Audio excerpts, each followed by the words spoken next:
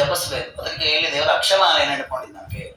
ಅಂದ್ರೆ ಜಪವನ್ನ ಮಾಡಿ ನೋಡಿ. ನಾಮಸ್ಮರಣೆಗೂ ಜಪಕ್ಕೂ ವ್ಯತ್ಯಾಸ ಇದೆ. ಜಪ, ನಾಮಸ್ಮರಣೆ, ಧ್ಯಾನ ಮೂರು ವಸ್ತುತಃ ಇದು ಮೂರು ಒಂದೇ ರೀತಿ ಕಾಣುತ್ತೆ, ಸ್ವಲ್ಪದಲ್ಲೇ ವ್ಯತ್ಯಾಸ ಇದೆ.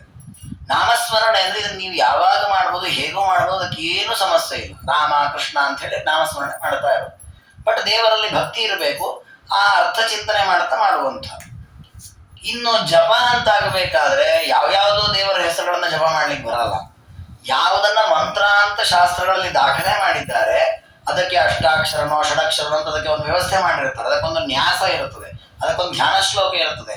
ಆ ರೀತಿಯಲ್ಲಿ ಧ್ಯಾನವನ್ನ ಮಾಡಿ ನ್ಯಾಸವನ್ನ ಮಾಡಿಕೊಂಡೇ ಅದನ್ನು ಜಪ ಮಾಡ್ಬೇಕು. ಮತ್ತೆ ಜಪ ಮಾಡುವಾಗ ಹೇಗೇಗೋ ಮಾಡ್ಲಿಕ್ಕೆ ಬರಲ್ಲ. ಈಗ ನಾವು ನಾಮಸ್ಮರಣೆಯನ್ನ ನಿಂತಲ್ಲಿ, ಕೂತಲ್ಲಿ, ಮಲಗುವಾಗ, ಹೂ ಕಟ್ಟುವಾಗ, ಊಟ ಮಾಡುವಾಗ ಯಾವಾಗ ಬೇಕಾದ್ರೆ ನಾಮಸ್ಮರಣೆ ಮಾಡ್ಬೋದು.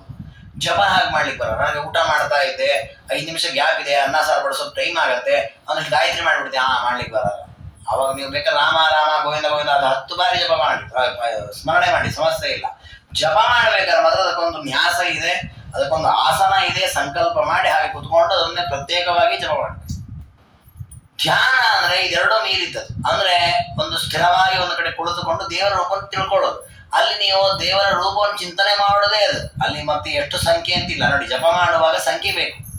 ನಾವು ಜಪ ಮಾಡ್ತಿರ್ತೇವೆ, ಸಂಧ್ಯಾವಂದನಾದಿಗಳನ್ನ ಮಾಡುವಾಗ, ಗಾಯತ್ರಿ ಮೊದಲಾಗಿ ಜಪ ಮಾಡ್ತೇವಲ್ಲ, ಈ ಜಪವನ್ನ ಮಾಡುವಾಗ, ಗಾಯತ್ರಿ ಜಪವನ್ನ ಮಾಡುವಾಗ ಸಂಖ್ಯೆ ಇಡ್ತೇವೆ. 10 ಗಾಯತ್ರಿ ಆಯ್ತು, 20 ಆಯ್ತು, ನಾರಾಯಣ ಮಂತ್ರ, ಕೃಷ್ಣ ಮಂತ್ರ 108 ಮಾಡಿದೆ, ಸಂಖ್ಯೆ ಹೇಳ್ತೇವೆ. ನಾಮಸ್ಮರಣೆಗೆ ಸಂಖ್ಯೆ ಇಲ್ಲ. ನಾವು ನಿದ್ದೆಯನ್ನ ಎದ್ದುಕೂಳೆ ಹರೇ ಕೃಷ್ಣ ಗೋವಿಂದ ಅಂತೇವೆ, ಇನ್ನೇನೋ ಅಂತೇವೆ. ಒಟ್ಟು ತುಳಸಿ ಗಿಡಕ್ಕೆ ಬರುವಾಗ ಒಂದು ನಾಮಸ್ಮರಣೆ ಮಾಡ್ತೇವೆ, ಹೂ ತರುವಾಗ ಒಂದು ರೀತಿ ಏನೇನೋ ರಾಮ ಕೃಷ್ಣ ಅಂತಿರ್ತೇವೆ. ಅದಕ್ಕೆ ಲೆಕ್ಕ ಹಾಕಬಾರದು. ನಾಮಸ್ಮರಣೆಗೆ ಲೆಕ್ಕ ಹಾಕ್ಲಿಕ್ಕೆ ನಾಮಸ್ಮರಣೆ ಮಾಡ್ತಾ ಇರೋದು. ಜಪವನ್ನು ಹಾಕಿ ಒಟ್ರಾಸಿ ಮಾಡಬಾರದು. ಸುಮ್ಮನೆ ಏನೋ ಒಂದಿಷ್ಟು ಮಣಿ ತಿರ್ಸಿಡೋದಲ್ಲ, ಅದು ಲೆಕ್ಕವೇ ಇಡಬೇಕು. ಜಪಕ್ಕೆ ಲೆಕ್ಕ ಇಡಬೇಕು. ಎಷ್ಟು ಸೂಕ್ಷ್ಮ ಇದೆ ಶಾಸ್ತ್ರಗಳಲ್ಲಿ ಅಂದ್ರೆ ಜಪವನ್ನು ಲೆಕ್ಕ ಹಿಡದೆ ಜಪ ಮಾಡಬೇಕು.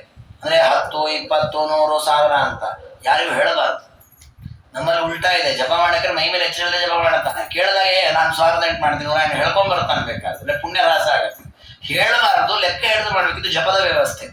ಅದೇ ನಾಮಸ್ಮರಣೆಗೆ ಅದಕ್ಕೆ ಏನು ಚೌಕಟ್ಟೇ ಇಲ್ಲ. ಯಾವ ಟೈಮಲ್ಲಿ ಹೇಗೆ ಬೇಕಾದ್ರೆ, ಎಲ್ಲಿ ಬೇಕಾದ್ರೆ, ಎಷ್ಟು ಬೇಕಾದ್ರೆ ನಾಮಸ್ಮರಣೆಯನ್ನು ಮಾಡ್ಬೋದು. ಹಾಗಾಗಿ ದೇವರ ಮಂತ್ರದ ಜಪ ಅನ್ನೋದೇನಿದೆ ಇದನ್ನು ಮೋಕ್ಷದ ಸಾಧನ. ಹಾಗಾಗಿ ದೇವರನ್ನ ನನ್ನ ಪಾದದ ಭಜನೆ ನಾಮಸ್ಮರಣೆಯನ್ನ ಮಾಡುವುದರ ಜೊತೆಗೆ ನನ್ನ ಮಂತ್ರಗಳನ್ನು ಜಪಿಸಬೇಕು.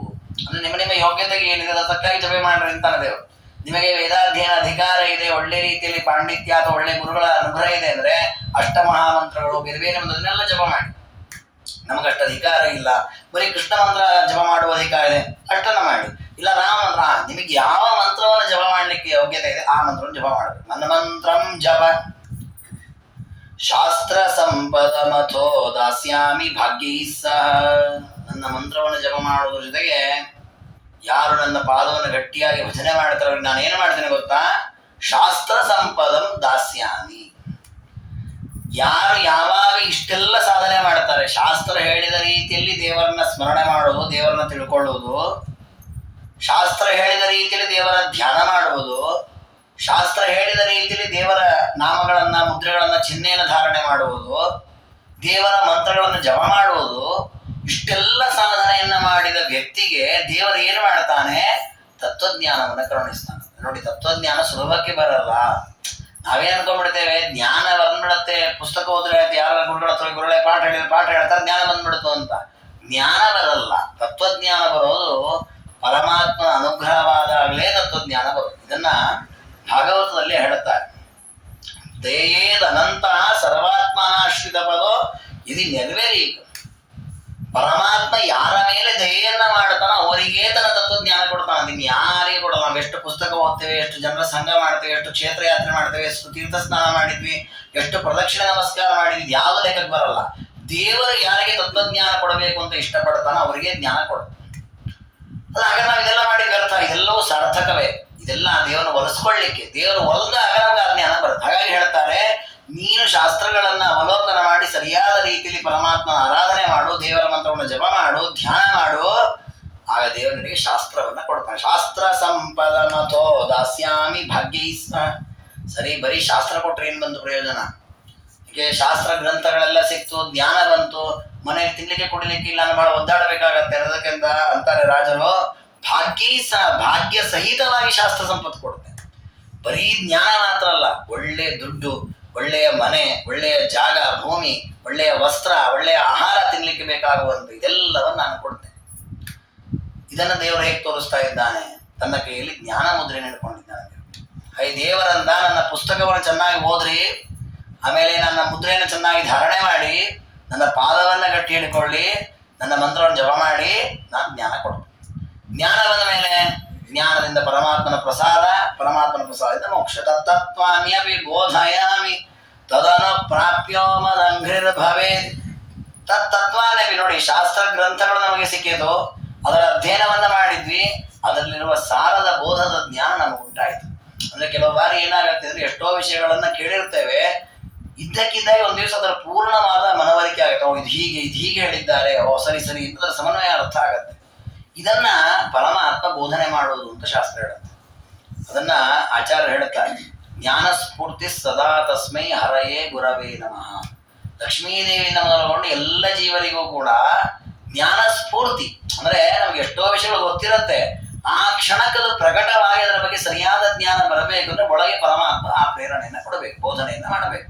ಅಂತಹ ಕಾರ್ಯವು ಕೂಡ ದೇವರೇ ಮಾಡ್ತಾರೆ. ಹಾಗೆ ತತ್ವಾನ್ಯಪಿ ಬೋಧಯಾಮಿ, ನೀನು ಗ್ರಂಥವನ್ನ ಓದ್ಲಿಕ್ಕೆ ಬೇಕಾಗುವ ಗ್ರಂಥದ ವ್ಯವಸ್ಥೆಯನ್ನು ನಾನೇ ಮಾಡ್ತೇನೆ, ಅದನ್ನ ಓದಿದಾಗ ಅರ್ಥವಾಗುವಂತೆಯೂ ನಾನೇ ಮಾಡ್ತೇನೆ, ಅದರ ಜ್ಞಾನ ನಿನಗೆ ಮನಸ್ಸಿಗೆ ಮುಟ್ಟುವಂತೆಯೂ ಮಾಡ್ತೇನೆ.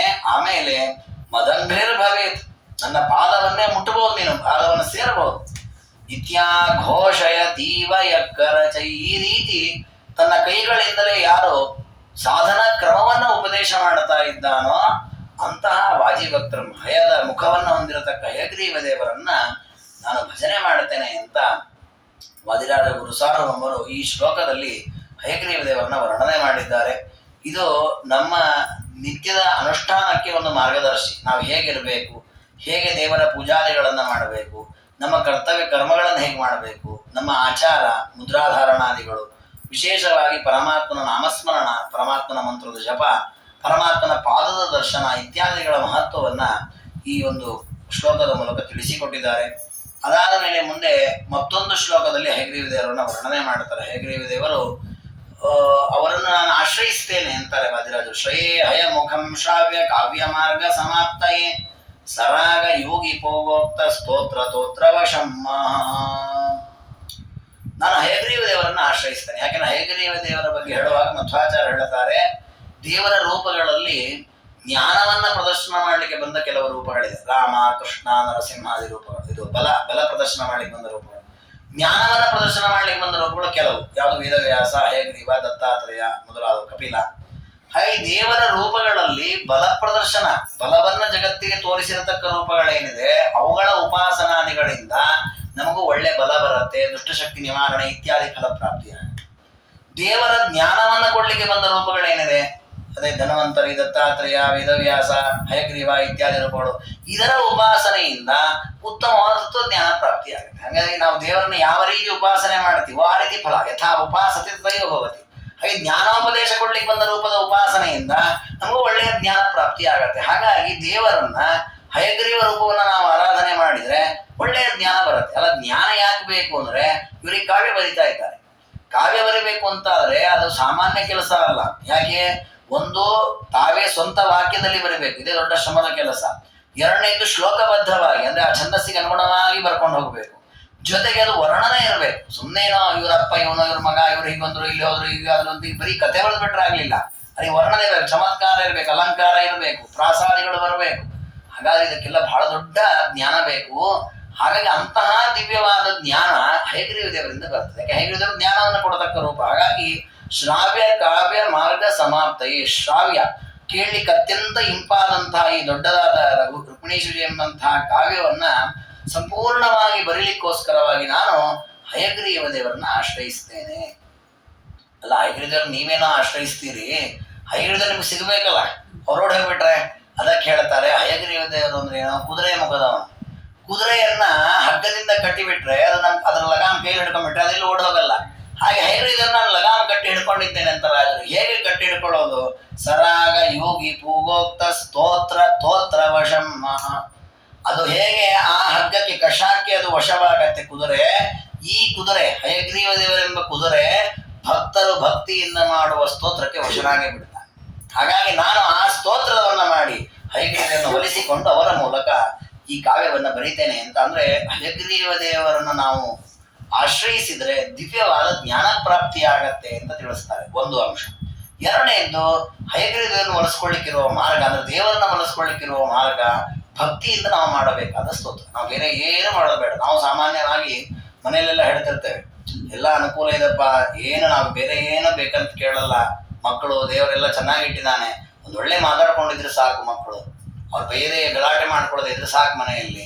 ಹಾಗಾದ್ರೆ ತಂದೆ ತಾಯಿ ಮಕ್ಕಳಿಂದ ಅಪೇಕ್ಷೆ ಪಡೋದೇನು? ಒಂದು ಒಳ್ಳೆ ಮಾತಾಡ್ಲಿ. ಮಕ್ಕಳು ಮನೆಗೆ ಬಂದ್ಕೊಳ್ಳಿ ಏನಂತಾರೆ, ಬೆಳಗ್ಗೆಯಿಂದ ದುಡ್ಕೊಂಡ್ ಬಂದಿದ್ದೀನಿ, ಮನೇಲಿ ಬಂದ್ರೆ ಎಲ್ಲ ಮುಖ ಎಂತ ಫ್ರೀ ಮಾಡ್ಕೊಂಡಿದ್ದಾರೆ, ಒಂದು ನಗೋ ಬೇಡವಾ, ಒಂದು ಮಾತು ಬೇಡವಾ? ಹಾಗಾದ್ರೆ ಪ್ರತಿಯೊಬ್ಬ ಬಯಸೋದೇನು ಒಂದು ಒಳ್ಳೆ ಮಾತನ್ನ. ದೇವರನ್ನ ನೀನು ನನಗೂ ಅಷ್ಟೇ ಕೊಡಪ್ಪ, ಬೇರೆ ಏನು ಕೊಡ್ಬೇಡ, ಒಂದು ಒಳ್ಳೆ ಮಾತಾಡು, ನೀನು ಬಂಗಾರ ಕೊಡ್ಬೇಡ, ಬೆಳ್ಳಿ ಕೊಡ್ಬೇಡ, ದುಡ್ಡು ಕೊಡ್ಬೇಡ, ಭಕ್ತಿಯಿಂದ ಮನಸ್ಸಿಟ್ಟು ನನ್ನನ್ನು ಸ್ತೋತ್ರ ಮಾಡು, ನಿನಗೆ ನಾನು ವಶನಾಗಿ ಅನುಗ್ರಹವನ್ನ ಮಾಡುತ್ತೇನೆ ಅಂತ ದೇವರನ್ನು ಸೂಚನೆ ಮಾಡುತ್ತಾನೆ. ಅದನ್ನು ರಾಜರು ಆ ಸ್ತೋತ್ರದಲ್ಲಿ ತಿಳಿಸಿಕೊಟ್ಟಿದ್ದಾರೆ. ನಂತರ ದೇವರ ಸ್ತೋತ್ರವಾಯಿತು. ಲಕ್ಷ್ಮೀ ದೇವಿಯನ್ನು ಸ್ತೋತ್ರ ಮಾಡ್ತಾರೆ. ಲಕ್ಷ್ಮೀ ದೇವಿಯ ರುಕ್ಮಿಣಿ ರೂಪವನ್ನು ಸ್ತೋತ್ರ ಮಾಡ್ತಾರೆ. ಯಾಕೆಂದ್ರೆ ಈ ಒಂದು ಕಾವ್ಯದ ನಾಯಕಿ ಲಕ್ಷ್ಮೀ ದೇವಿಯ ರುಕ್ಮಿಣಿ ರೂಪ, ಹಾಗೆ ಅದನ್ನು ಸ್ತೋತ್ರ ಮಾಡ್ತಾರೆ. ಸಿಂಜನ್ನೂಪುರ ಶೋಭಿಪಾದ ಕಮಲಾಂ ಮಂದಸ್ಮಿತೋದ್ಯನ್ ಮುಖೀಂ ಕಂಜಾಕ್ಷೀಂ ಕುಚ ಭಾರ ಭೀರು ವಿಲಸನ್ ಮಧ್ಯಾಂ ಕೊಣತ್ ಕಂಕಣಾಂ ಶಂಭ್ವಾದ್ಯೈಃ ಪರಿಸೇವಿತಾಂ ಸುವಸನಾಂ ಜಾಂಬೂನದಾಲಂಕೃತಾಂ ಅಂಬಾಂತಾಂ ಪ್ರಣತೋಸ್ಮಿ ಕೃಷ್ಣರಮಣೀಂ ಲಂಬಾಲಕಾಂ ರುಕ್ಮಿಣೀಂ. ರುಕ್ಮಿಣೀ ದೇವಿಯನ್ನು ಅಪಾದ ಮೂಡಿಯಾಗಿ ವರ್ಣನೆ ಮಾಡ್ತಾರೆ. ಸಿಂಜನ್ನೂಪುರ ಶೋಭಿಪಾದ ಕಮಲಾಂ, ಪಾದಕಮಲ, ಲಕ್ಷ್ಮೀ ದೇವಿಯ ಪಾದಕಮಲ ಹೇಗಿದೆ ಅಂದ್ರೆ ಒಂದೊಂದು ಹೆಜ್ಜೆಯನ್ನು ಇಡುವಾಗಲೂ ಕೂಡ ಇಂಪಾದ ಧ್ವನಿ ಕೇಳುತ್ತಾ ಇದೆ. ಯಾಕೆ? ನೂಪುರ ಶೋಭಿ ಪಾದಕಮಲಾಂ, ಗೆಜ್ಜೆಯನ್ನು ತೊಟ್ಟಿರತಕ್ಕಂತಹ ಹೆಜ್ಜೆ ಅದು.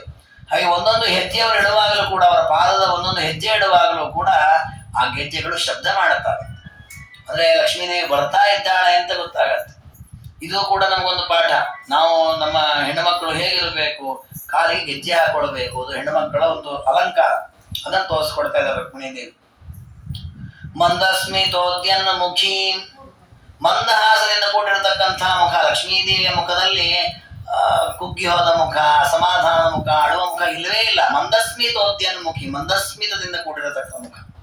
ಕಂಜಾಕ್ಷೀಂ ಕುಚಭಾರ ಭೀರು ವಿಲಸನ್ ಮಧ್ಯಾಂ ಕೊಣತ್ ಕಂಕಣಾಂ. ಕಂಜಾಕ್ಷೀಂ, ಕಮಲದಂತಹ ಉದ್ದವಾದ ಸುಂದರವಾದ ಕಣ್ಣು, ಕುಚದ ಭಾರದಿಂದಾಗಿ ಸಣ್ಣದಾಗಿರತಕ್ಕಂತಹ ಸೊಂಟ, ಕೊಣತ್ ಕಂಕಣಾಂ, ಕೈಯಲ್ಲಿ ಸುಂದರವಾದ ಬಳೆಗಳು, ಅವು ಶಬ್ದ ಮಾಡುತ್ತಾ ಇರುವ ಬಳೆಗಳು. ಇವತ್ತು ಶಬ್ದವೇ ಮಾಡಲ್ಲ ಬಳೆಗಳು, ಅಂತ ಬಳೆ ಹಾಕೊಂಡಿರ್ತಾರೆ. ಯಾಕೆ? ಬಳೆ ಹಾಕೊಳ್ಳದೇ ಇರೋರು ಇದ್ದಾರೆ, ಅಂತ ಪ್ರಸಂಗವೂ ಇದೆ. ನಾವು ನೋಡಿ ಪುರಾಣ ಬಿಟ್ಟು ಈ ಕತೆ ಹೇಳೋ ಪ್ರಸಂಗ ಇದೆ, ಹಂಗಾಗಿದೆ ಸಮಾಜದ ಪರಿಸ್ಥಿತಿ. ಹಾಗಾಗಬಾರದು. ಯಾಕೆಂದ್ರೆ ಯಾರ್ಯಾರಿಗೆ ಏನೇನು ಲಕ್ಷಣ ಅಂತ ಶಾಸ್ತ್ರ ಹೇಳಿದೆ. ನಮ್ಮಲ್ಲಿ ಹುಡುಗರು ಗೋಪಿ ಹಚ್ಕೊಳ್ಳೋದು ಅಸಹ್ಯ ಅಂತ ಅಳಿಸ್ಕೊಂಡು ಆಫೀಸಿಗೆ ಹೋಗೋ ಪ್ರಸಂಗ ಇದೆ. ಹಾಗೆಲ್ಲ ಮಾಡ್ತಾರೆ. ದೇವರು ನಮಗೆ ಏನು ಕೊಟ್ಟಿದ್ದಾನೆ ಕರ್ತವ್ಯ ಅಂತ ವಸ್ತು. ಇವತ್ತು ಮುಂಚಿನ ಸ್ಥಿತಿಯಲ್ಲಿ ಒಂದು ಕಾಲದಲ್ಲಿ ಹಾಗೆಲ್ಲ ಇತ್ತು. ನಾವು ಹೊರಗೆ ಹೀಗೆ ಹೋದ್ರೆ ನಮ್ಮನ್ನು ಆಡ್ಕೊಳ್ತಾರೆ, ಅವಮಾನ ಮಾಡ್ತಾರೆ, ಅಸಹ್ಯ ಮಾಡ್ತಾರೆ, ಇದೇ ನಿಮ್ಮ ವೇಷ ಅಂತ. ಇವತ್ತೆಲ್ಲವೂ ಫ್ಯಾಷನ್ ಆಗಿದೆ. ನೀವು ಒಂದ್ ದಿವಸ ಸ್ವಚ್ಛ ಶಿಖಾ ಬಿಟ್ಕೊಂಡು ಅದನ್ನೇ ಫ್ಯಾಷನ್ ಅಂತ ಮಾಡ್ತಾರೆ. ಕಚ್ಚೆ ಹಾಕೊಡೋದು ಅದನ್ನೇ ಅಂದ್ರೆ ಇವತ್ತು ಯಾವುದನ್ನ ಯಾರು ಯಾಕೆ ಅಂತ ಕೇಳಲ್ಲ, ಬೈಯಲ್ಲ. ನಮಗೆ ಇಂಟ್ರೆಸ್ಟ್ ಇಲ್ಲ, ನಮಗೆ ಏನು ಬೇಕಾಗಿಲ್ಲ, ಹಾಗೆ ಬದುಕ್ತಾ ಇದ್ದೇವೆ ನಾವು. ಹಾಗಾಗಬಾರದು. ಹಾಗೆ ಒಂದೊಂದು ಶಾಸ್ತ್ರ ಗ್ರಂಥಗಳನ್ನ, ನಮ್ಮ ಪ್ರಾಚೀನ ಮಾಧ್ವರ ಗ್ರಂಥಗಳನ್ನು ನೀವು ಅವಲೋಕನ ಮಾಡಿದ್ರೆ ಒಂದೊಂದು ಸನ್ನಿವೇಶದಲ್ಲೂ ನೂರಾರು ತತ್ವಗಳ ಉಪದೇಶವಾಗುತ್ತೆ. ನಮಗೆ ಆಚರಣೆ, ನಮಗೆ ಕ್ರಮವನ್ನ ತೋರಿಸಿಕೊಡುತ್ತೆ. ಹಾಗೆ ಇಲ್ಲೂ ಕೂಡ ಆ ಲಕ್ಷ್ಮೀ ದೇವಿಯ ಕೈಗಳು ಹೇಗಿವೆ ಅಂದ್ರೆ ಕೊಣತ್ ಕಂಕಣ, ಬಳೆಗಳು ಶಬ್ದ ಮಾಡ್ತಾ ಇರುವಂತೆ ಸುಂದರವಾದ ಬಳೆಗಳನ್ನು ತೊಟ್ಟಿದ್ದಾರೆ. ಶಂಭಾದಿ ಪರಿಸೇವಿತ, ರುದ್ರದೇವರು ಬ್ರಹ್ಮದೇವರೆಲ್ಲ ಸ್ತೋತ್ರ ಮಾಡ್ತಾ ಹಿಂದೆ ಬರ್ತಾ ಇರ್ತಾರೆ ಲಕ್ಷ್ಮೀದೇವಿ. ಲಕ್ಷ್ಮೀದೇವಿ ಮುಂದೆ ಹೋಗುವಾಗ ಹಿಂದೆ ಅನುಸರಿಸಿಕೊಂಡು ಬರ್ತಾರೆ. ನಮ್ಮಲ್ಲಿ ದೊಡ್ಡ ದೊಡ್ಡ ಅಧಿಕಾರಿಗಳು ಹೋಗುವಾಗ ಹಿಂದೆ ನೂರಾರು ಜನ ಅವ್ರ ಬೆಂಬಲಿಗರು ಹೋಗ್ತಾರೆ, ಯಾವಾಗ ಸಿಗ್ತಾರಪ್ಪ ಮಾತಾಡ್ಲಿಕ್ಕೆ. ಹಾಗೆ ಲಕ್ಷ್ಮೀದೇವಿಗೆ ಅಹಂ ರುದ್ರೇ ಭಿರ್ವಸೋಭಿಶ್ಚರಾಮ್ಯಾದಿತ್ತಿ ಇದರಲ್ಲಿ ಬರುತ್ತೆ ಅಂಬರಣಿ ಸೂಕ್ತದಲ್ಲಿ. ಲಕ್ಷ್ಮೀದೇವಿ ಹೇಳುತ್ತಾರೆ, ನಾನು ಹೋಗುವಾಗ ನನ್ನ ಜೊತೆಗೆ ಅನುಚರರಾಗಿ ಬರುವುದು ಯಾರು? ಯಾರೋ ಎಕ್ಕಸಿದ ವ್ಯಕ್ತಿಗಳಲ್ಲ, ಬ್ರಹ್ಮದೇವರು, ರುದ್ರದೇವರು, ಋಷಿಮುನಿಗಳವರನ್ನು ಹಿಂಬಾಲಿಸಿಕೊಂಡು ಬರುತ್ತಾರೆ. ಅದನ್ನೇ ಇಲ್ಲಿ ರಾಜರು ವರ್ಣನೆ ಮಾಡಿ. ಶಂಭಾಧಿ ಪರಿಸೇವಿತ ಸುವಸನಾಂ ಜಾಂಬೂನದಾಲಂಕೃತ, ಶೋಭಾಯಮಾನವಾದ ಪೀತಾಂಬರವನ್ನು ಧಾರಣೆ ಮಾಡಿದ್ದಾರೆ. ಕೌಶೇಯ ಪೀತವಸನ ಅಂತ ಆಚಾರ ವರ್ಣನೆ ಮಾಡುತ್ತಾರೆ. ನಂತರ ಶ್ರೇಷ್ಠವಾದ ಬಟ್ಟೆಯನ್ನು ತೊಟ್ಟಿದ್ದಾರೆ, ಸೀರೆಯನ್ನು ಹುಟ್ಟಿದ್ದಾರೆ. ಅಂತಹ ಅಂಬಾಂತಾಂ ಪ್ರಣತೋಸ್ಮಿ ಕೃಷ್ಣರಮಣಿ, ಜಗತ್ತಿನ ತಾಯಿಯಾದ ಕೃಷ್ಣನ ಮಡದೆಯಾದ ಲಂಬಾಲಕ, ಗುಂಗುರುಂಗುರು ಕೂದಲುಗಳನ್ನು ತೊಟ್ಟಿರತಕ್ಕಂತಹ ರುಕ್ಮಿಣೀ ದೇವಿಯನ್ನ ನಾನು ಪ್ರಣತೋಸ್ಮಿ, ನಮಸ್ಕಾರ ಮಾಡುತ್ತೇನೆ ಅಂತ ಹೇಳಿ ರುಕ್ಮಿಣೀ ದೇವಿಯನ್ನು ಸ್ತೋತ್ರ ಮಾಡಿದ್ದಾರೆ. ಇಲ್ಲಿಯೂ ಕೂಡ ವೇದದಲ್ಲಿ ಬಂದಿರತಕ್ಕಂಥ ಲಕ್ಷ್ಮೀದೇವಿಯ ಗುಣಗಳನ್ನೇ ಮಾಡಿದ್ದಾರೆ. ಲಕ್ಷ್ಮೀದೇವಿಯ ಮಹಿಮೆಗಳನ್ನ ಶ್ರೀ ಸೂಕ್ತ, ಮರಣಿ ಸೂಕ್ತ ಅವುಗಳಲ್ಲಿ ವರ್ಣನೆ ಮಾಡಿದ್ದಾರೆ, ಅದನ್ನೇ ತಗೊಂಡಿದ್ದಾರೆ. ಹಾಗಾಗಿ ಏನಾಗತ್ತೆ, ಇದು ಸುಮ್ಮನೆ ಕಾವ್ಯ ಅಂತ ಆಗಲ್ಲ, ಇದ್ರ ಜೊತೆಗೆ ಇದು ಶಾಸ್ತ್ರವಾಗತ್ತೆ. ಇದನ್ನ ನಾವು ದೇವರ ಸ್ತೋತ್ರ ಮಾಡುವಾಗ, ಲಕ್ಷ್ಮೀ ದೇವಿಯ ಪೂಜಾದಿಗಳನ್ನ ಮಾಡುವಾಗ ಬಳಸ್ಕೊಳ್ಳಿಕ್ಕೆ ಉಪಯೋಗವಾಗತ್ತೆ. ಬರೀ ಕಾವ್ಯವಾಗಿ ಬಿಟ್ರೆ ಒಂದು 10 ನಿಮಿಷ ಕಾವ್ಯವನ್ನ ಆಸ್ವಾದನೆ ಮಾಡುವಾಗ ಕೇಳಿದ ಏನ್ ಚೆನ್ನಾಗಿ ವರ್ಣನೆ ಮಾಡಿದ್ರೆ, ಭಾರಿ ಕವಿ ಇದ್ದಾರೆ, ಭಾರಿ ಕವಿತ್ವ ಇದೆ, ಮುಗಿತಮೇಲೆ ಆ ಕಾವ್ಯ ವೇಸ್ಟ್.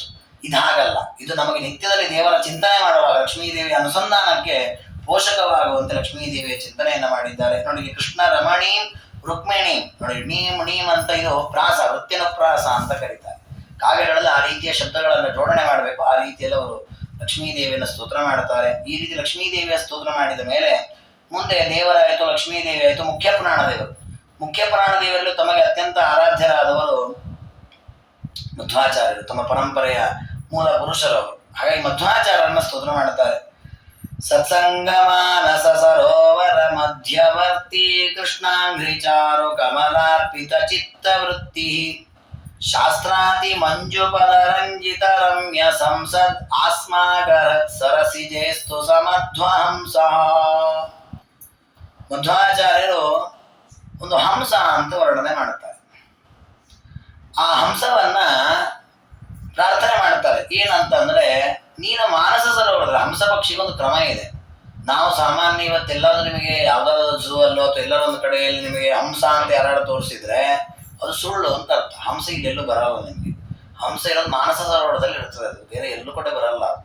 ಮತ್ತೆ ಇಲ್ಲೆಲ್ಲ ಏನ್ ತೋರಿಸ್ತಾ ಇದೆಯಲ್ಲ, ಬಾತುಕೋಳಿಗಳೇ, ಇದು ಯಾವುದು ಹಂಸ ಅಲ್ಲ. ಹಂಸ ಇರೋದಲ್ಲಿ ಅದು ಮಾನಸ ಸರೋವರ. ವಸ್ತು ಅದಕ್ಕೂ ಇದಕ್ಕೂ ಬಹಳ ವ್ಯತ್ಯಾಸ ಇರಲ್ಲ. ಎರಡು ಶುಭ್ರವಾದ ಬಣ್ಣದಿಂದ ಕೂಡಿರ್ತಾವೆ, ಎರಡು ಹಾರುತ್ತವೆ. ಏನು ವ್ಯತ್ಯಾಸ ಅಂದ್ರೆ, ಹಂಸಗಳು ಅದು ಕಮಲದ ಮಧ್ಯದಲ್ಲಿ ಸಂಚಾರ ಮಾಡುತ್ತೆ. ಅದರ ನಾಳದಲ್ಲಿ ಒಂದು ವಿಸತಂತುಗಳು ಅಂತ ಬರುತ್ತೆ, ಕೋಮಲವಾದ ಒಂದು ದ್ರವ್ಯ, ಅದನ್ನು ತಿಂತಾವ. ಬಾತುಕೋಳಿ ಮೀನು ಪಾಚಿ ಎಲ್ಲ ತಿನ್ನತ್ತೆ. ಹಾಗೆ ಬಾತುಕೋಳಿಗೂ ಅದಕ್ಕೆ ಈ ವ್ಯತ್ಯಾಸ ಇದೆ. ಮತ್ತಿನ್ನು ಹಾಲು ನೀರು ಮಿಶ್ರಣ ಮಾಡಿಟ್ರೆ ಹಂಸ ಬರೀ ಹಾಲನ್ನು ಮಾತ್ರ ಕುಡಿಯುತ್ತೆ, ಬಾತುಕೋಳಿ ಅಷ್ಟು ಕುಡಿದು ಬಿಡತ್ತೆ. ನಮ್ಮ ಹಾಗೆ ಅದಕ್ಕೆ ಹಾಲು ಬೇರೆ ನೀರು ಬೇರೆ ಅಂತ ಗೊತ್ತಾಗಲ್ಲ. ಇಲ್ಲಿ ಈ ಒಂದು ಏನು ಕಲ್ಪನೆ ಇದೆ ಜಗತ್ತಲ್ಲಿರೋ ವ್ಯವಸ್ಥೆ, ಹಂಸ ಪಕ್ಷಿ ಮಾನಸ ಸರೋವರದಲ್ಲಿ ಇರ್ತದೆ ಅನ್ನೋ ಒಂದು ವಿಷಯ ಏನಿದೆ, ಇದನ್ನ ಇಟ್ಕೊಂಡು ಮಧ್ವಾಚಾರ್ಯ ವರ್ಣನೆ ಮಾಡ್ತಾರೆ. ಅವರು ಮಧ್ವಾಚಾರ್ಯ ಒಂದು ಹಂಸ, ಯಾಕೆ ಅವರು ಪರಮಹಂಸರು, ಯತಿಗಳು, ಅವರೊಂದು ಹಂಸ. ಈ ಹಂಸವು ಎಲ್ಲಿರುತ್ತೆ? ಮಾನಸ ಸರೋವರದಲ್ಲಿ ಇರುತ್ತೆ. ಯಾವುದು ಮಾನಸ ಸರೋವರ? ನಮ್ಮ ಮನಸ್ಸೇ ಒಂದು ಸರೋವರ. ಹಾಗಾಗಿ ಮಧ್ವಾಚಾರ್ಯರು ಪ್ರಾರ್ಥನೆ ಮಾಡ್ತಾರೆ, ಮಧ್ವಾಚಾರ್ಯರೇ ನೀವು ಹಂಸವಾದ್ದರಿಂದ ನೀವು ಮಾನಸ ಸರೋವರದಲ್ಲಿ ಇರ್ಲಿಕ್ಕೆ ಇಷ್ಟಪಡ್ತೀರಿ, ಎಲ್ಲೂ ಅಲ್ಲ, ನನ್ನ ಮಾನಸ ಸರೋವರದಲ್ಲಿ ನೀವಿರಿ. ಆಸ್ಮಾಕ ಹೃತ್ ಸರಸಿಜೇಸ್ತು ಸಮಧ್ವ ಹಂಸ. ಮಧ್ವಾಚಾರ್ಯರೆಂಬಂತಹ ಈ ಹಂಸ ನನ್ನ ಹೃದಯವೆಂಬಂತಹ ಸರೋವರದಲ್ಲಿ ನೆಲೆಸಲಿ. ಅದು ನೋಡಿ, ಹಂಸದ ವೈಭವ ಏನಿದೆ, ಆ ವೈಭವ ಮಧ್ವಾಚಾರ್ಯ ಹೇಗಿದೆ ಅಂತ ತೋರಿಸಿಬಿಡೋದು. ಸತ್ಸಂಗ ಮಾನಸ ಸರೋವರ ಮಧ್ಯವರ್ತಿ ಕೃಷ್ಣಾಂಘ್ರಿಚಾರು ಕಮಲಾರ್ಪಿತ ಚಿತ್ತವೃತ್ತಿ. ಹಂಸದ ಪ್ರವೃತ್ತಿ ಅದು ಮಾನಸ ಸರೋವರದಲ್ಲಿ ತಿರುಗಾಡತ್ತೆ.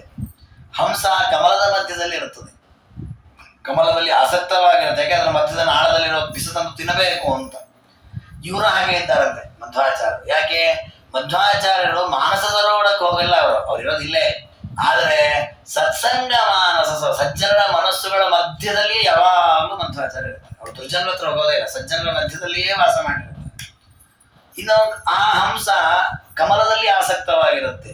ಈ ಮಧ್ವಾಚಾರ್ಯ ಎಂಬ ಹಂಸ ಕೃಷ್ಣನ ಪಾದ ಕಮಲದಲ್ಲಿ ಆಸಕ್ತರಾಗಿದೆ. ಕೃಷ್ಣ ಅಂಗ್ರಿ ಚಾರು ಕಮಲಾರ್ಪಿತ ಚಿತ್ತವೃತ್ತಿ ಶಾಸ್ತ್ರಾತಿ ಮಂಜು ಪದರಂಜಿತ ರಮ್ಯ ಸಂಸತ್.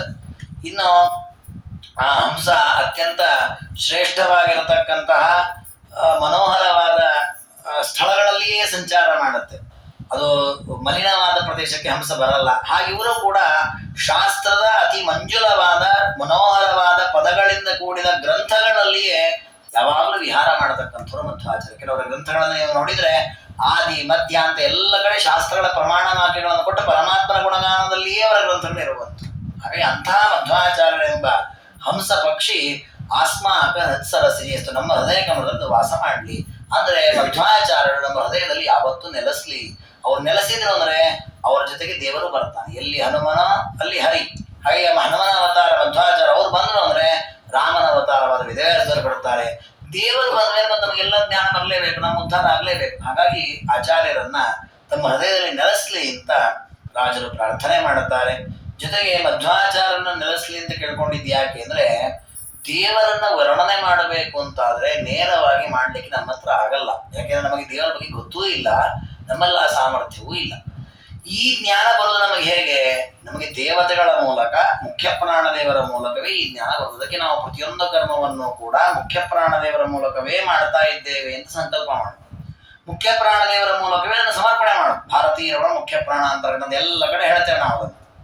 ಹಾಗೆ ಇಲ್ಲೂ ಕೂಡ ರಾಜರು ಈ ಕಾವ್ಯವನ್ನು ಬರೆಯುವಾಗ ಏನು ಕೃಷ್ಣನ ವರ್ಣನೆ ಮಾಡ್ತಾ ಇದ್ದಾರೆ, ಇದು ನನ್ನ ಹೃದಯದಲ್ಲಿರುವಂತಹ ಭಾರತೀಯರೊಳ ಮುಖ್ಯ ಪ್ರಾಣನ ಪ್ರೇರಣೆಯಿಂದ ಬಂದದ್ದು.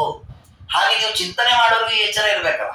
ನಾವು ಆಚಾರ್ಯರ ಗ್ರಂಥಗಳನ್ನು, ರಾಜರ ಗ್ರಂಥಗಳನ್ನು ಅವಲೋಕನ ಮಾಡಿ ತಿಳ್ಕೊಂಡು ಅನುಸಂಧಾನ ದೇವರ ಧ್ಯಾನಾದಿಗಳನ್ನು ಮಾಡುವಾಗ ನಮ್ಮ ಒಳಗೆ ದೇವತೆಗಳು, ಅವರೊಳಗೆ ಮುಖ್ಯ ಪ್ರಾಣ ದೇವರು, ಭಾರತೀಪತಿ ಮುಖ್ಯ ಪ್ರಾಣ, ಅವರು ನಿಂತು ಪ್ರೇರಣೆ ಮಾಡಿಸ್ತಾರೆ. ಹಾಗಾಗಿ ದೇವರಲ್ಲಿ ಈ ಭಕ್ತಿ ಜ್ಞಾನ ಬರ್ತಾ ಇದೆ. ನಮಗೆ ಈ ಎಚ್ಚರ ಬೇಕು. ಅದಕ್ಕೋಸ್ಕರ ಗ್ರಂಥಾರಂಭದಲ್ಲಿ ಅದನ್ನು ದಾಖಲೆ ಮಾಡಿದ್ದಾರೆ. ಮುಖ್ಯ ಪ್ರಾಣ ದೇವರ ಸ್ತೋತ್ರ ಅಂದ್ರೆ ಮಧ್ವಾಚಾರ್ಯರ ರೂಪದ್ದು. ಇನ್ನು ಭಾರತೀ ದೇವಿಯನ್ನು ಸ್ತೋತ್ರ ಮಾಡುತ್ತಾರೆ.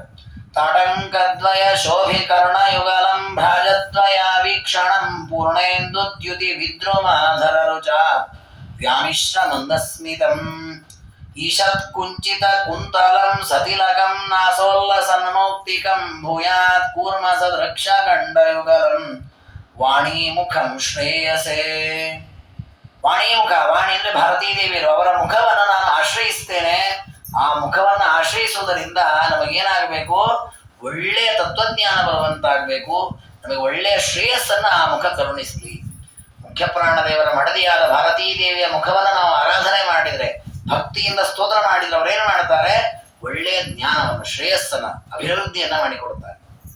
ಟೀಕಾಚಾರ್ಯರು ಭಾರತೀ ದೇವಿಯ ಸ್ತೋತ್ರ ಮಾಡುವಾಗ ಹೇಳ್ತಾರೆ, ಭವತಿ ಅದನುಭಾವಾತ್ ಏಡಮೋಗೋಪಿ ವಾಗ್ಮಿ ಜಡಮತಿರಪಿ ಜಂತು ಜಾಯತೆ ಪ್ರಾಜ್ಞಮ. ಇದೇ ಅಲ್ವಾ ಶ್ರೇಯಸ್ಸು? ಏನು ಇಲ್ಲದ ಸಾಮಾನ್ಯ ವ್ಯಕ್ತಿ ಉತ್ತಮ ವಾಗ್ಮಿ ಆಗೋದೇ ದೊಡ್ಡ ಶ್ರೇಯಸ್ಸು. ಹಾಗಾದ್ರೆ ಅಂತಹ ಒಳ್ಳೆಯ ವಾಕ್ಪಟುತ್ವ, ಒಳ್ಳೆಯ ಚಾತುರ್ಯ, ಒಳ್ಳೆಯ ಜ್ಞಾನ, ಕವಿತ್ವ ಇದು ಬರಬೇಕು ಅಂತಾದ್ರೆ ನಾವು ಭಾರತೀ ದೇವಿಯರನ್ನ ಆಶ್ರಯಿಸಬೇಕು. ಈ ಭಾರತೀ ದೇವಿ ಹೇಗಿದ್ದಾರೆ? ಅವರ ಮುಖವನ್ನೇ ವರ್ಣನೆ ಮಾಡ್ತಾರೆ. ತಾಟಂಕದ್ವಯ ಶೋಭಿಕರಣ ಯುಗಲಂ. ಭಾರತೀ ದೇವಿಯ ಕಿವಿಗಳಿವೆ. ಆ ಕಿವಿಗಳಲ್ಲಿ ಅಲ್ಲಾಡ್ತಾ ಇರುವ ಎರಡು ಚಂದದ ಓಲೆಗಳಿವೆ. ಅಂದ್ರೆ ಕಿವಿಯಲ್ಲಿ ಓಲೆಯನ್ನು ಹಾಕೊಂಡಿದ್ದಾರೆ. ಭ್ರಾಜದಯ ವೀಕ್ಷಣಂ, ಅತ್ಯಂತ ಶೋಭಾಯಮಾನವಾದ ದಯಾಪೂರ್ಣವಾದ ದೃಷ್ಟಿ, ಕಣ್ಣು. ಪೂರ್ಣೇಂದುದ್ಯುತಿ ವಿದ್ರುಮಾಧರ ರುಚ ವ್ಯಾಮಿಶ್ರ ಮಂದಸ್ಮಿತಂ. ಪೂರ್ಣ ಇಂದುದ್ಯುತಿ, ಪೂರ್ಣ ಚಂದ್ರನಂತೆ ಕಾಂತಿಯುಕ್ತವಾದಂತಹ ಮುಖ ಅವರ ಮುಖ. ಅಂದ್ರೆ ಆ ಮುಖದಲ್ಲಿ ಕಿವಿಗಳು ಓಲೆಗಳಿಂದ ಶೋಭಿಸ್ತಾ ಇದೆ, ಕಣ್ಣುಗಳು ದಯಾಪೂರ್ಣವಾದ ದೃಷ್ಟಿಯಿಂದ ನಮಗೆ ಅನುಗ್ರಹವನ್ನು ಮಾಡುತ್ತಾ ಇದೆ. ಇನ್ನು ಪೂರ್ಣವಾದ ಮುಖ ಚಂದ್ರನಂತೆ ಇದೆ, ತುಟಿ ಕೆಂಪಾಗಿ ಹವಳದಂತೆ ಶೋಭಿಸ್ತಾ ಇದೆ, ಮಂದಹಾಸದಿಂದ ಕೂಡಿರತಕ್ಕಂತಹದ್ದು. ಈಶತ್ ಕುಂಚಿತ ಕುಂತಲ, ಇನ್ನ ಕೂದಲುಗಳು ಸುಂದರವಾದಂತಹ ಜಡೆಯೂ ಇದೆ, ಮುಂದೆ ಸಣ್ಣ ಸಣ್ಣ ಕೂದಲುಗಳು ಇವೆ. ಸತಿಲಕಂ, ಉದ್ದವಾದ ಕುಂಕುಮವನ್ನು ಧರಿಸಿದ್ದಾರೆ, ತಿಲಕವನ್ನು ಧರಿಸಿದ್ದಾರೆ. ನಾಸೋಲ್ಲಸನ ಮೋಕ್ತಿಕಂ, ಮೂಗಿನ ಮೇಲೆ ಆ ಮೂಗುತಿಯನ್ನ ಧಾರಣೆ ಮಾಡಿದ್ದಾರೆ, ಮುತ್ತಿನ ಮೂಗುತಿಯನ್ನ. ಕೂರ್ಮ ಸದೃಕ್ಷ ಗಂಡಯುಗಲಂ, ಸುಂದರವಾದ ಎರಡು ಕಪೋಲಗಳಲ್ಲಿ ಅರಿಶಿನಾದಿಗಳ ಸೌಭಾಗ್ಯ ದ್ರವ್ಯಗಳನ್ನು ಅಲಂಕಾರ ಮಾಡಿಕೊಂಡಿದ್ದಾರೆ. ಅಂತಹ ವಾಣಿ ಮುಖಂ, ಭಾರತೀ ದೇವಿಯ ಮುಖವನ್ನ ನಾನು ಆಶ್ರಯಿಸ್ತೇನೆ. ಆ ಮುಖಗಳು ನಮಗೆ ಒಳ್ಳೆಯ ಶ್ರೇಯಸ್ಸನ್ನು ಉಂಟು ಮಾಡಲಿ, ಒಳ್ಳೆಯ ಜ್ಞಾನವನ್ನು ಕರುಣಿಸಲಿ ಅಂತ ಆ ಭಾರತೀ ದೇವಿಯ ಮುಖವನ್ನು ಸ್ತೋತ್ರ ಮಾಡಿದ್ದಾರೆ. ಯಾಕೆಂದ್ರೆ ಈಗ ಮಾಡ್ತಾ ಇರುವ ಕಾವ್ಯ ಮುಖದ ಕೆಲಸ, ಬಾಯಿಯ ಕೆಲಸ. ಬಾಯಿಯಿಂದ ಜ್ಞಾನ, ಬಾಯಲ್ಲಿ ತಲೆಯಲ್ಲಿ ವಿಚಾರ ಮಾಡಬೇಕು, ಬಾಯಿಯಿಂದ ಅದನ್ನು ರಚನೆ ಮಾಡಿ ಬರೆದಿರುವಂತಹದ್ದು. ಹಾಗೆ ಆ ಭಾರತೀ ದೇವಿಯ ಅನುಗ್ರಹದಿಂದ ಈ ಕಾವ್ಯ ಚೆನ್ನಾಗಿ ನಡೀಲಿ ಅಂತ ಈ ಸ್ತೋತ್ರವನ್ನ ಮಾಡಿದ್ದಾರೆ. ಇಲ್ಲಿಯೂ ಕೂಡ ಆ ತಿಲಕ ಧಾರಣೆಯ ಮಹತ್ವ. ಮತ್ತೆ ಯಾಕೆಂದ್ರೆ ನೋಡಿ, ದೇವಲೋಕದಲ್ಲಿರತಕ್ಕವರಿಗೆಲ್ಲ ಲಕ್ಷ್ಮೀ ದೇವಿ, ಭಾರತೀ ದೇವಿ, ಅವರು ಮೂಗುತಿ ಹಾಕೊಳ್ಳೋದು, ಕಿವಿಯ ಓಲೆ ಹಾಕೊಳ್ಳೋದು, ಹಣೆಯಲ್ಲಿ ತಿಲಕ ಹಾಕೊಳ್ಳೋದು, ಹೆಜ್ಜೆ ಕಟ್ಕೊಳ್ಳೋದು, ಇದನ್ನೆಲ್ಲ ಮಾಡ್ತಾರೆ ಅಂದ್ರೆ ಅದಕ್ಕೆ ಎಷ್ಟು ಮಹತ್ವ ಇದೆ, ಎಷ್ಟೊಂದು ನಮಗೆ ಅವಶ್ಯಕ, ಅದನ್ನ ತಿಳಿಸಿಕೊಟ್ಟಿದ್ದಾರೆ ರಾಜರು. ಹಾಗಾಗಿ ನಾವು ಅದನ್ನ ನಮ್ಮ ಜೀವನದಲ್ಲಿ ಅಳವಡಿಸಿಕೊಳ್ಳಬೇಕು ಅಂತ ತಿಳ್ಕೊಳ್ಬೇಕು. ಇನ್ನು ಈ ಗ್ರಂಥವನ್ನ ಬರೆಯುವ ಉದ್ದೇಶ ಏನು ಅದನ್ನ ಅವರು ಹೇಳ್ತಾರೆ.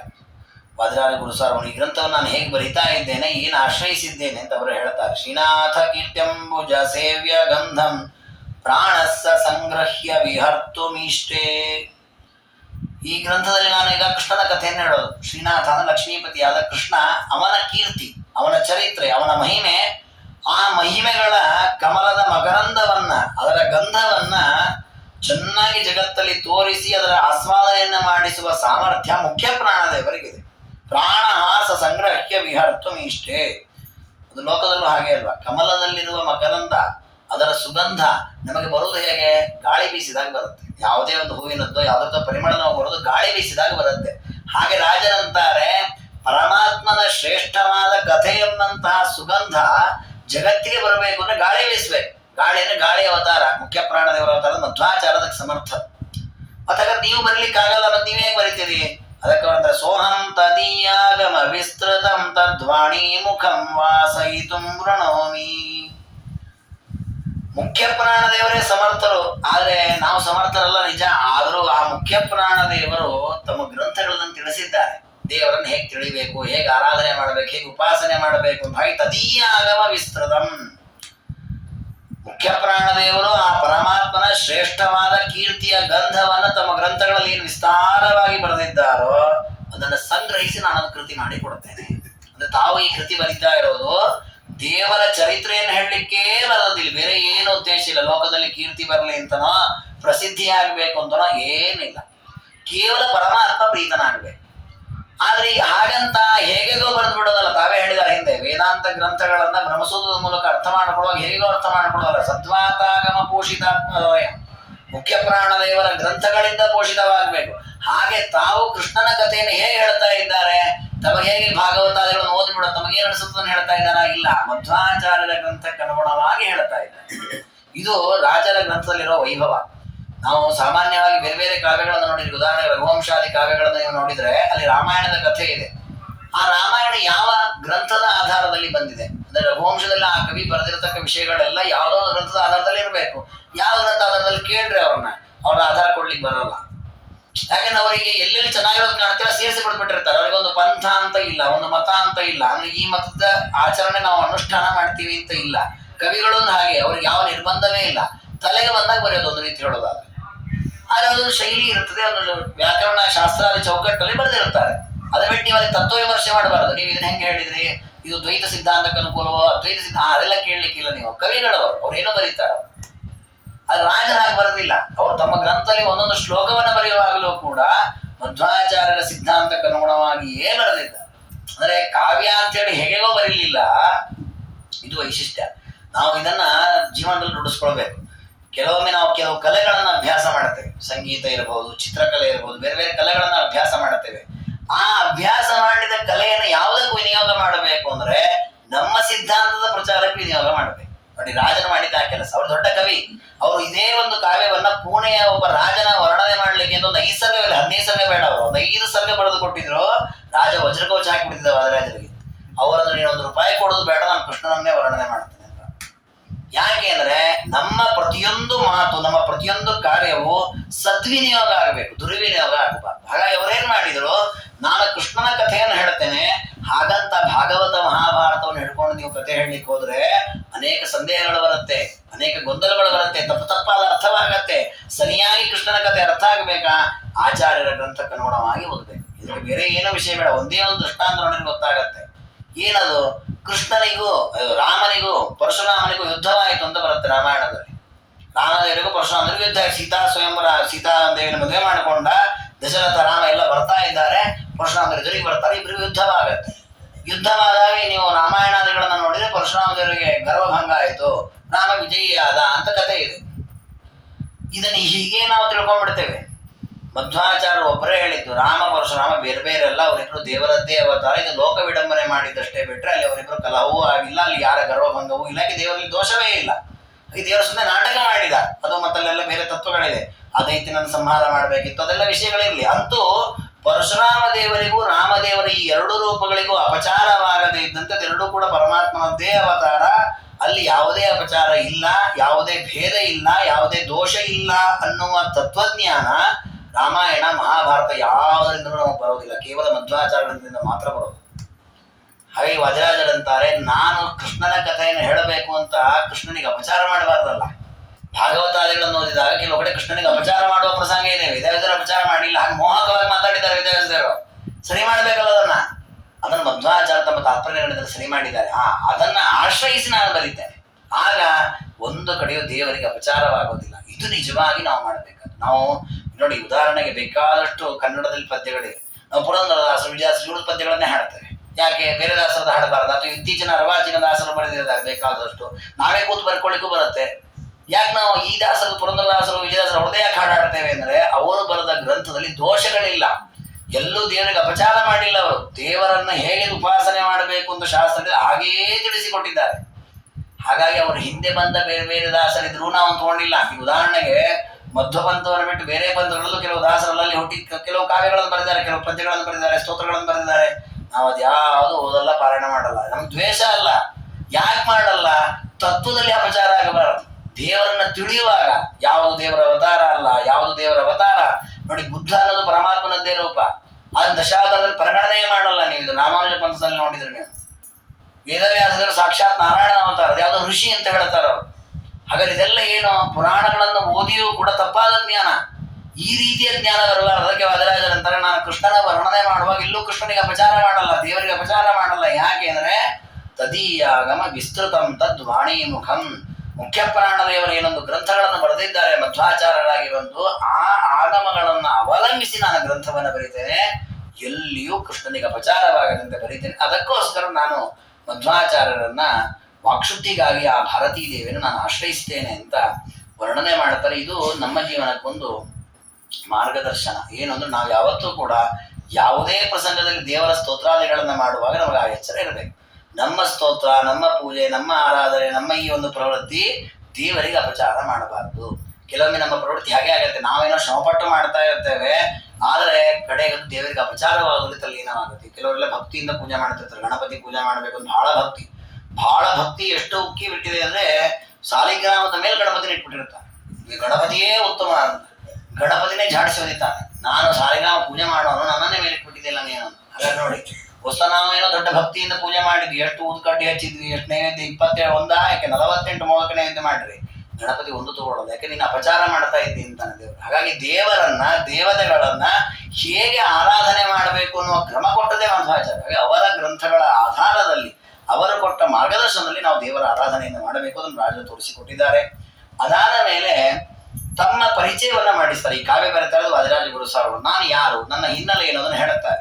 ಹಯಾಸ್ಯ ನಾಸ ಪುಟ ಜಾತ ವಾತ ವಿಘಾತ ಧೂತ ಘಪಲಾಲ ಜಾತ ಮುನೀಶ ವಾಗೀಶ ಸುತ ಸುರಮ್ಯ ಹರೇ ಕಥಾಂಶಂ ಸತಿ ವಾದಿರಾಜ.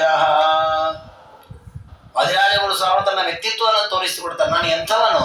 ಹಯಾಸ್ಯ ನಾಸ ಪುಟ ಜಾತ ವಾತ ವಿಘಾತ ಧೂತ ಘಪಲಾಲ ಜಾತ.